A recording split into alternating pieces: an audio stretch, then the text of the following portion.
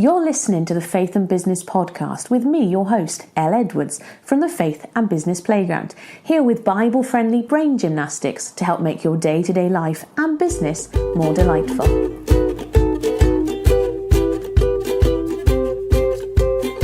Today's episode of the podcast is the very last one of 2018. I imagine this episode is going to be a little bit shorter than usual. It's the end of the year wrap party edition. It kind of feels a bit daft even saying that because this podcast is less than 6 months old. I started this podcast in July 2018. However, we are on episode number 80 something. Nearly episode 90. I should probably check that. So we're nearly 100 episodes in, and the last 6 months have been bonkers, brilliant bonkers, up and down bonkers. And so I just felt like it was I really wanted to tie a neat bow on 2018 in order to move forward in 2019. And this is something I would encourage you to do as well. That's the other reason and the real reason for doing this episode. There's no point me just sitting here barfing words at you about what 2018 was like for me. More importantly, I want to encourage you to have your own end of the year wrap party, whatever that looks like for you. You know, if you've got a podcast and you're going to do an end of the year episode of your podcast, brilliant. If you do that, incidentally, tag me in it. I want to have a little listen. I'd be delighted to listen to that. But how you tie a neat bow on 2018 is really up to you. But I would encourage you to do that. And we've already had the episode of the podcast where I've encouraged you to review your year. So if you listen to that one, you'll have heard me say already that it's very easy to think we look back on a year as a great big slug of time. And then if you were asked to say, what was 2018 like for you?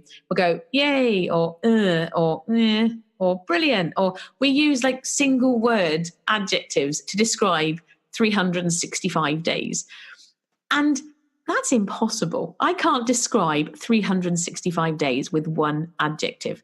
To be honest, I'd struggle to describe one day with one adjective because even, there are days that are tricky, and yet you can have a delightful moment in a tricky day that turns the whole day around.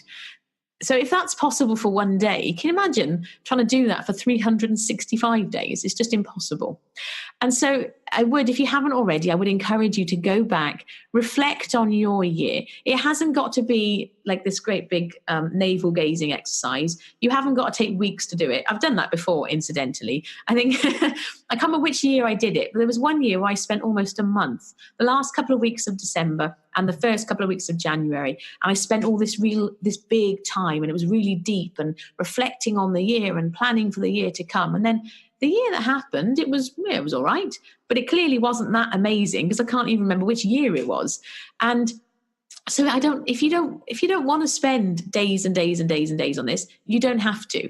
I mean, the full extent of my review in the year is really this episode of the podcast. I'm not going to give it any great deal more thought than that. I mean, because it's almost over, and there have been lovely elements of 2018. There's been less stellar elements of 2018. There's been things to learn, but I'm going to take forward into 2019. Those are the important bits to me. I guess that's the bit that I would encourage you to think about. What are the things that went really well in 2018 that you'd like to do more of in 2019? What are the things that you learned about yourself that you'd like to take more of into 2019? So thinking about that last question, for example, as I got ready for Christmas, I pre-recorded many, many episodes of the Mindset Minute. And even this podcast, you're listening to this, if you're listening to it when it's live, it's released on the 28th of December. I actually recorded this right back in the first third of December. So, which is actually quite ironic. So I'm here reflecting on the year, and it isn't even over yet. But that is what it is. So one of the things that I learned personally was that I like spaciousness in my day.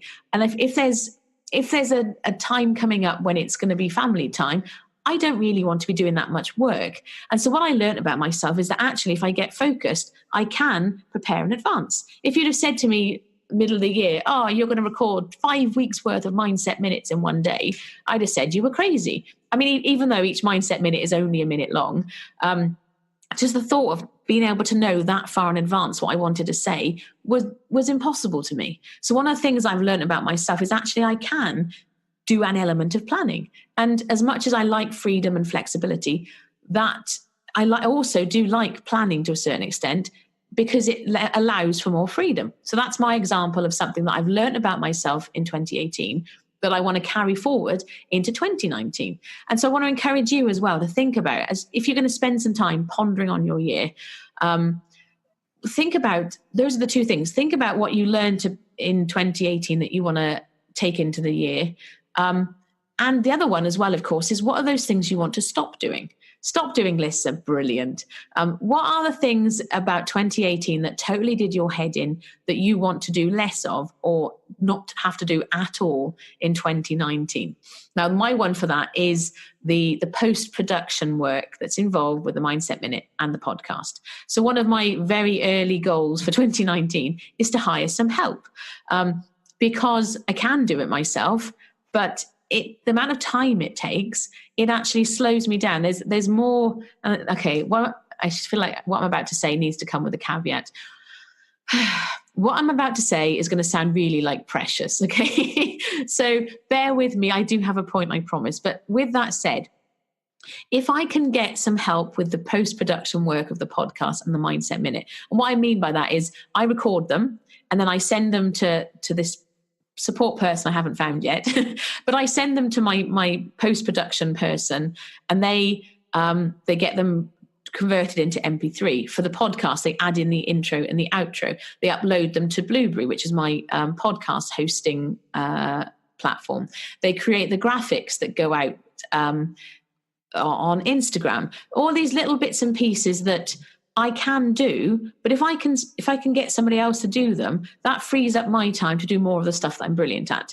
And I say I'm cringing as I'm saying that because I know that sounds really precious and prima donnery, and I really don't mean it to. But the reality is there will be things in your business that you can do, but somebody else could do them equally as well, or maybe even better than you.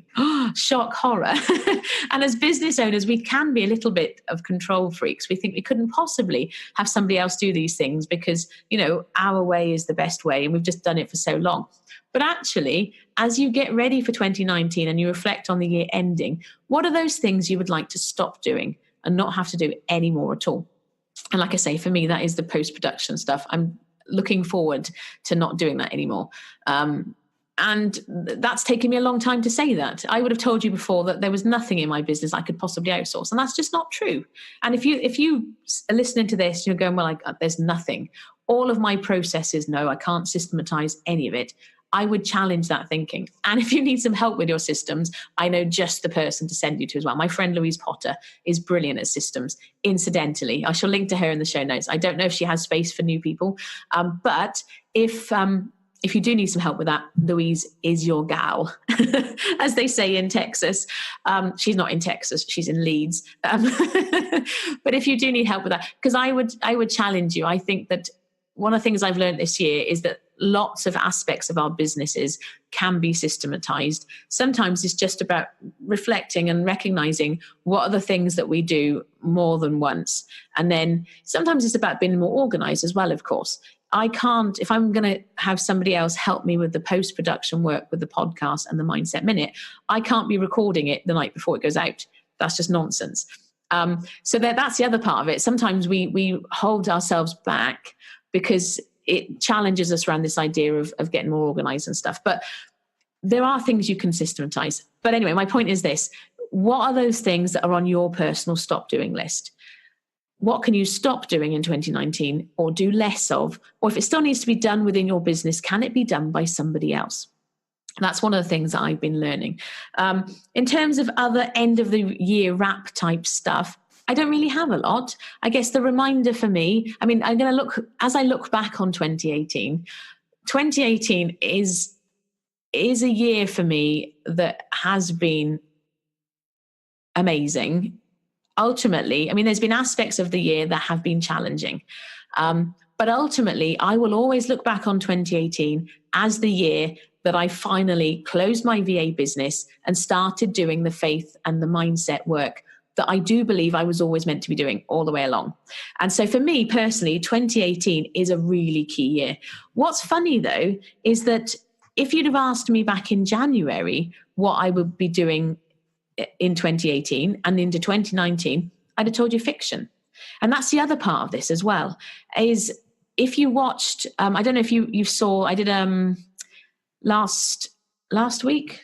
Yeah, last week I did a live Facebook week all about planning your year. Now, if you saw that, you will have heard me advocate 90-day goals, 90-day plans, because actually, and this has been my reality more than just this year, but this year really acutely, back in January, and I don't, I don't have them written down anywhere to refer to. They probably are written down somewhere, but I've changed my system since then, so I can't dig them up right now. But if I had written down goals for 2018, I would have written down close down the VA business, because I wrote that down every single year for about at least the last 3 or 4 years. But it was all about fiction. I was going to publish Charlie, Danielle, Esther, and Faith, the next 4 books in my Charlie Diamond PI series. That was fiction. 2018 was going to be the year of the back catalogue. I was going to write loads of fiction, with the goal being then I would have, by having a back catalogue, people would then discover my books and they'd love them and they'd buy them and I'd be a full-time fiction author. Woohoo! And then I believe God had other ideas. I'm still writing fiction. If you're somebody who does enjoy some of my fiction, fear not, I've not stopped doing the fiction, but fiction has become a piece on the side, if you like. My goal for 2019 is to publish Danielle and Esther. Definitely Danielle, because I've written enough of Danielle. I can definitely finish that next year. But I'd like to do Esther as well. So I am still writing and publishing fiction, but just not on such a vast or expedited timetable. But back in January, that was my goal. It was all about the fiction. And then God had other ideas. And that's why this idea of planning for a whole year is kind of a bit pointless, really. I mean, if you're at the point where I'm going to say no. Even okay, end in 2018. I've got the Faith and Business Playground. I have a very clear direction of what I want to do and where I want to go with it in 2019. But even so, I can't try and predict what it's going to look like in September, October, November next year. It's too far in advance. My goals, my 90-day goals, the first quarter of 2019 are 2 things. I think my biggest focus is on serving the people in the community, the lovely ladies who have joined us. That is my focus. We've got Art of the Ask in January. We've got Social Sanity. We've got the money mindset stuff. That is my big focus, is delivering that work, because that's the stuff I'm really passionate about. At the same time, because I want to serve more people, I've then also got business development, business growth goals. So reaching out to new people. That's my focus for the first quarter of 2019. The second half of 2019, I don't even want to think about it yet. I don't know yet, because my experience has been stuff changes. And so I want to encourage you, I guess, as we release this final episode of 2018, if your experience of goal setting has been, it's really hard because things change, take heart. It's okay. Take it 90 days at a time. And incidentally, if you want help with this, if you haven't read, I've got a really small little non-fiction book called Happily Ever After.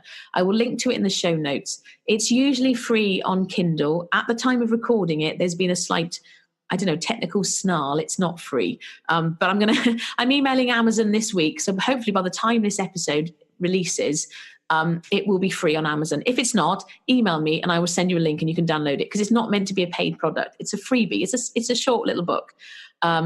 And it walks you through how I personally set my goals. But it also, then there's a link at the end to it where you can get, it's called Reclaim Your Year. And it walks you through step by step the process I take you through in the book. And it's got the actual planner that I use every single day. And it's new and updated. I had a planner that I was using last year that I created for myself, and I've tweaked it slightly. So it's now a 90-day long thing is not the correct word, but you know what I mean. And it's the actual planner that I use. So if you are somebody that gets challenged by this idea of goals, I would invite you to download Happily Ever After, because hopefully my goal with that book really was to turn this idea of goal setting and planning up on its head, and to make it something that's empowering and enriching and actually helps us get stuff done. Because I had year after year after year where I'd get to the end of the year and be like, oh, all that stuff I wanted to do and I still didn't do it yet. The big one for me was fiction. So then I just did it. And so I published 5 novels. And so then I was like, okay, well, how did I do that? And having done that, that's how this nonfiction book came about. And it's a way. I'm not saying it's the way. There's different methods for different people, but it has worked for me and it's worked for other people I've shared it with. So if you are somebody who struggles with goal setting and planning and you think it's all pointless and rubbish because stuff changes, go and download Happily Ever After. I will put it in the show notes so you can get a copy of that, because hopefully it will help you. Because I think planning is important. That's one of the things I've learned from this year. It is important to have plans and goals and aspirations, because from a brain science perspective, if you know what is important to you, your brain will help you filter in more ways to make that happen. If you've got no goals, if you're not sure, if you're just drifting, your brain isn't really sure what to latch on to. You just carry on with more of the same. So goal setting is important, planning is important, but it doesn't have to be this thing that just leaves us feeling like negative and a bit like let down. So yeah, I'm going to leave it at that actually, because that is my end of year wrap. It's not quite a traditional end of year wrap in the way you might expect, but I wanted this episode more than anything to be useful for you. What's the point otherwise? It's just about, putting words out into the ether. There's no point in that. So I just want to encourage you, whether you've had an amazing year, whether you've had a mixed year, whether you've had what you would deem a terrible year, I would encourage you, go back, spend some time reflecting on what went really well this year you'd like to do more of. What did you learn about yourself and your business that you'd like to take into 2019? And what is on your stop doing list? What can you stop doing or delegate as you move into the year? And like I say, if you want more concrete help with this, go and download a copy of Happily Ever After. If you type Happily Ever After L. Edwards into Amazon, you'll probably find it, but I will link to it in the show notes as well. Okay, excellent. Anyway, thank you for listening. I'm going to take this opportunity to wish you a very happy new year, because the next episode of the podcast isn't going out until next Friday. There is no New Year's Day episode, much like there was no Christmas episode, because I imagine that you'll be out celebrating and doing family stuff. And like I said on the Christmas episode, if you want to catch up on stuff, there's enough episodes you can go back and listen to. So in the very first episode of 2019, I'm going to be walking you through the perfect ordinary day and what that can look like for you. In the meantime, though, Happy New Year. I wish you an amazing, delightful, wonderful 2019. I look forward to sharing more with you. And I want to thank you for listening, for being here at the beginning of the Faith and Business podcast. Happy New Year to you and yours. I look forward to catching up with you soon. I've been Elle Edwards, the Mindset Geek from the Faith and Business Playground. Take care. Bye-bye.